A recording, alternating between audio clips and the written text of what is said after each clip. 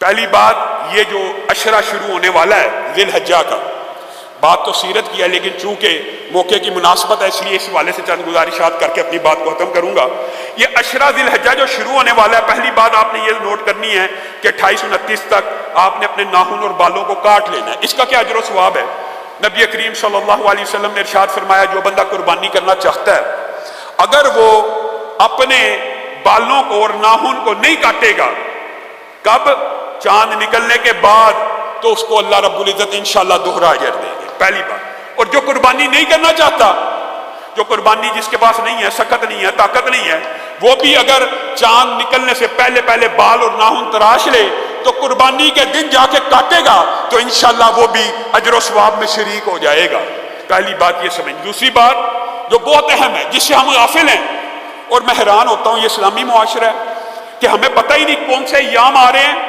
والفجر ولیال عشر والشفع والوتر، اللہ کہہ رہا ہے فجر کی قسم، طلوع فجر کی، اور مفسرین نے لکھا یہ ہو سکتا پہلے یکم ذی الحجہ کے چاند کی قسم ہے کہ یوم نحر کے چاند کی قسم ہے۔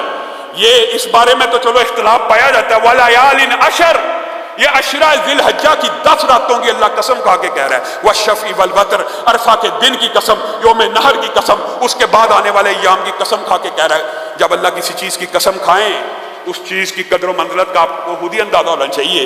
اور اس کی تشریح میں جو حدیث مفسرین لے کے آئے ہیں وہ کیا ہے؟ صحیح حدیث ہے۔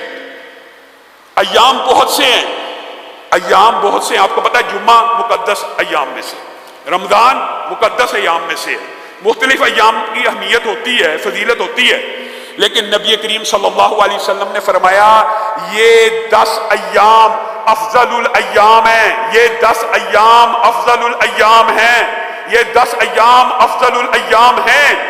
ان میں کہا گیا سبحان اللہ، صرف سبحان اللہ، بات سمجھ کے جانا ہے، صرف سبحان اللہ، الحمدللہ، اللہ اکبر، ولا حول ولا قوت الا باللہ، کوئی بھی ذکر، صرف یہ کہہ دیا کسی بندے نے یہ 10 دن شروع ہوئے، بندہ اپنے گھر میں بیٹھے اور کہہ رہا ہے سبحان اللہ سبحان اللہ۔ نبی کریم صلی اللہ علیہ وسلم کی صحیح حدیث ہے کہ اس دن میں کیا گیا نیکی کا عمل جہاد فی سبیل اللہ سے بھی افضل ہے، جہاد فی سبیل اللہ سے بھی افضل ہے، اور حدیث صحیح ہے۔ میں اور آپ رمضان کی راتوں کی عظمت کو تو جانتے ہیں، رمضان کے روزوں کی عظمت کو تو جانتے ہیں، لیکن ان 10 ایام سے غافل ہیں۔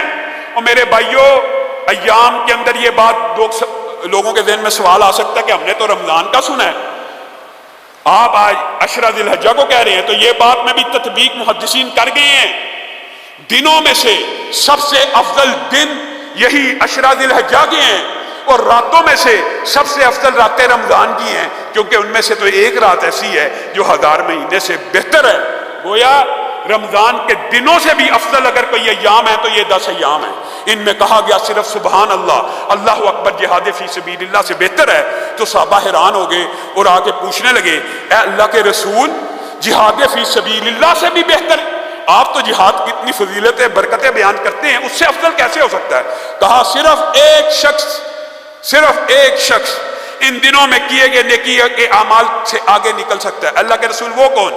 جو اپنا مال، اپنی جان لے کے جہاد فی سبیل اللہ پہ جائے، جب واپس لوٹے تو جان بھی لٹا چکا ہو، واپس آئے تو مال بھی لٹا چکا ہو۔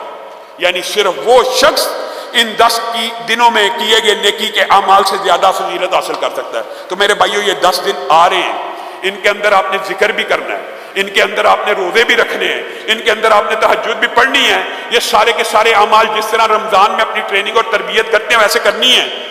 اور لبرل مافیا کے اوپر تو بس ماتم ہی کہا جا سکتا ہے، قربانی آ رہی ہے، شروع ہو گئے، قربانی سے بہتر ہے جی کولر لگا دیا جائے، قربانی سے بہتر ہے یہ وہی ڈائلاگ ہے، مسجد میں سیمنٹ کی بوری دینے سے بہتر ہے کسی بچی کو پیسے دے دیے جائیں جہیز کے لیے۔ یہ ڈائلاگ، یہ لبرل مافیا قربانی کے، عبادت کے جو بھی افعال ہوتے ہیں ان کے اوپر حملہ ور ہوتے ہیں۔ حج کی بجائے بچی بھی آ دی جائے، بچی بھی آنی چاہیے، بچی کا جہیز بھی بنانا چاہیے، پانی کا کولر بھی لگانا چاہیے، لیکن نیکیوں میں تقابل نہیں کرنا چاہیے۔ اس نیکی کے بدلے یہ نیکی کی جائے، بھائی دونوں کر لے۔ اور ان لبرل مافیا کے لوگوں سے بندہ کوئی پوچھے آپ نے کبھی ویلنٹائنز ڈے کے اوپر تو نہیں کہا کہ کیک اور غباروں اور موم بتیوں اور یہ جو $5 کروڑ ایک ایک شہر میں غباروں کے اوپر دل کے بنے ہوئے، ان کو ضائع کرنے کی بجائے غریبوں کو دے دیا جائے۔ کبھی آپ نے اینڈرائیڈ کا ₹1,00,000 والا موبائل لینے سے پہلے تو یہ نہیں کہا ڈائلاگ کہ یہ 1,00,000 کے موبائل کی جگہ کسی بچی کو جہیز دے دیا جائے۔ کبھی آپ نے 1 کروڑ کی گاڑی کے اوپر یا پی سی یا واری کے ہوٹل کے اندر کھانا کھانے وقت تو یہ ڈائلاگ بازی نہیں کی۔ تو اللہ کا شاعر اللہ، اور انشاءاللہ قربانی کے حوالے سے آئندہ آنے والے خطبے میں بھی چند گزارشات کو رکھوں گا، لیکن صرف ایک حدیث آپ کے سامنے رکھ کے اپنی بات کو ختم کرتا ہوں۔ چند اور باتیں بھی آج آپ کے ساتھ کرنا چاہتا ہوں۔ وہ یہ ہے، نبی کریم صلی اللہ علیہ وسلم نے فرمایا جو شخص قربانی کی سکت رکھتا ہو، اور یہ بھی بات سمجھ لیجئے قربانی کے لیے صاحب نصاب ہونا ضروری نہیں زکوٰۃ والا، جو بندہ قربانی کی سکت رکھتا ہو، کیا مطلب عشرہ ذی الحجہ قریب ہے، جیب میں $20,000 موجود ہے، بس یہ سکت رکھتا ہو اور وہ قربانی نہ خریدے اور اللہ کی بارگاہ میں قربانی نہ کرے، پھر اس کو کوئی حق نہیں وہ مسلمانوں کی عیدگاہ کے بھی قریب آئے۔ یہ اتنا سخت فریضہ ہے انشاءاللہ اس حوالے سے بھی